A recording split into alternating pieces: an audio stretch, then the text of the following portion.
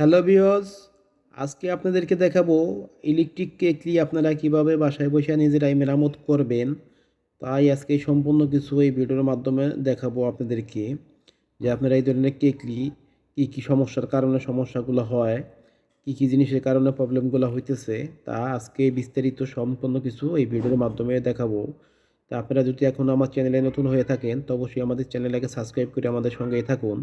তা আমরা এখন মূল ভিডিওতে চলে যেতেছি গা।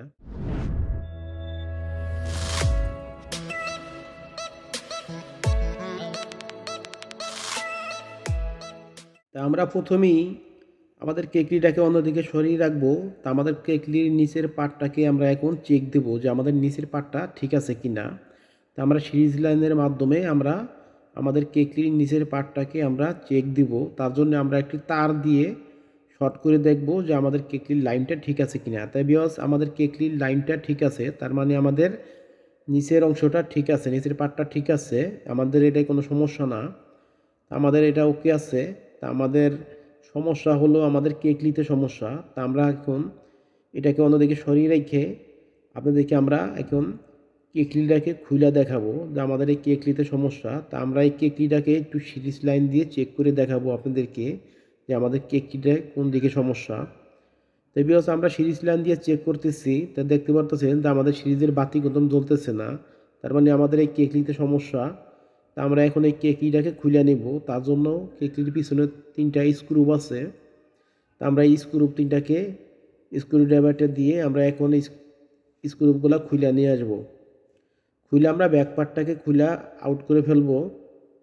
তারপরে দেখব আমরা যে আমাদের মূল সমস্যাটা কোথায়। তা আমাদের ব্যাক পার্টটা খোলা হয়ে গেছে গা। তা ব্যাক পার্টটাকে আমরা এক সাইড করে রেখে দিলাম।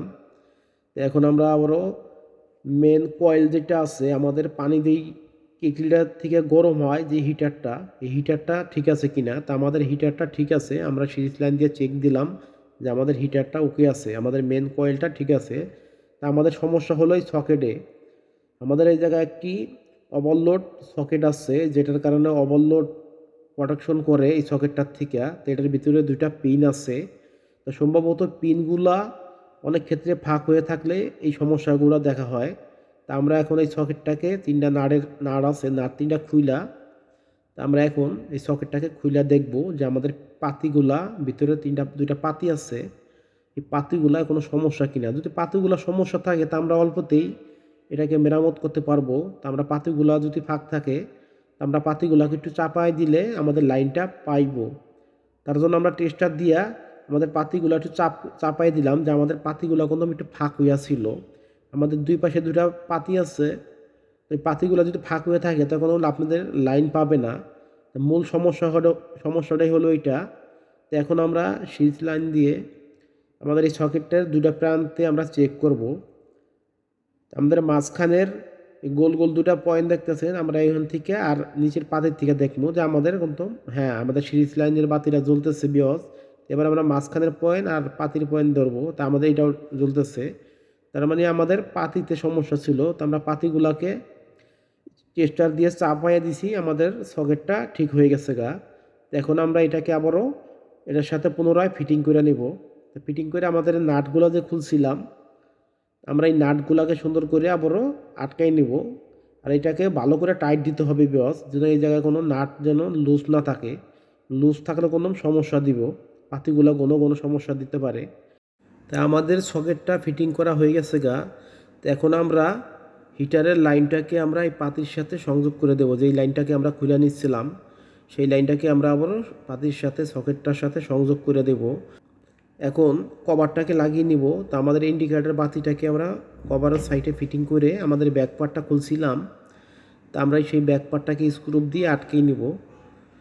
তো আমাদের 3টা স্ক্রু ছিল, তো আমি যেভাবে ফিটিং করছি বস আপনারা এইভাবে ফিটিং করে নেবেন। তো আমাদের স্ক্রুগুলো লাগানো হয়ে গেছে গা। তো এখন আপনাদেরকে আমরা সিরিজ লাইনের মাধ্যমে আমরা আমাদের এই কেটলিটাকে চেক করে দেখব যে আমাদের কেটলিটা ওকে হয়েছে কিনা। তো বিকজ আমাদের কেটলিটা ওকে হয়েছে, আমাদের সিরিজ লাইনের বাতিটা জ্বলে উঠছে। তো এখন আমরা নিচের এই ব্যাক পার্টটার উপরে আমরা এখন বসাবো কেটলিটাকে।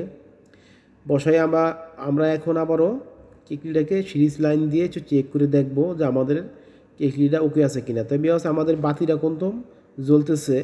তা আমাদের কেটলিটা ওকে আছে। তো এখন আমরা অন অফ সুইচটাকে অন অফ করে দেখব যে আমাদের অন অফ হয় কিনা। তা আমাদের অন অফ হইতেছে।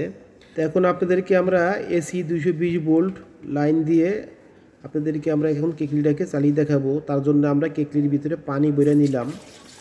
পানি বইরা আপনাদেরকে এখন আমরা পানি গরম করে দেখাবো যে আমাদের কেটলির থেকে কীরকম পানি গরম হয়। তা আমরা এখন সুইচটা দেওয়ার সাথে সাথে আমাদের ইন্ডিকেটর বাতিটা একদম জ্বলা উঠছে।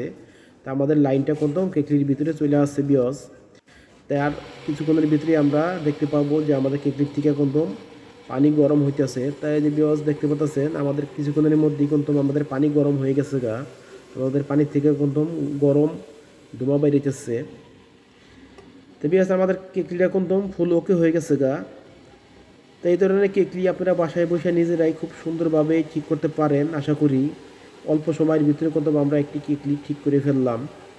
তো এই ধরনের কেটলি আপনারা অনায়াসেই যাদের বাসায় কেটলি আছে তারা খুব সহজেই এই ধরনের কেটলিগুলো ঠিক করতে পারেন। তা আমাদের অটো কাট হয়ে গেছে গা, আমাদের ইন্ডিকেটারের বাতিটা একদম বন্ধ হয়ে গেছে। তা আমাদের পানি গরম হয়ে গেছে, গরম হয়ে আমার অটো বন্ধ হয়ে গেছে গা। তাই বিয়াস দেখতে পাচ্ছেন আমাদের পানি একদম খুব বলকাই গেছে, অতিরিক্ত পানি গরম হয়ে গেছে গা।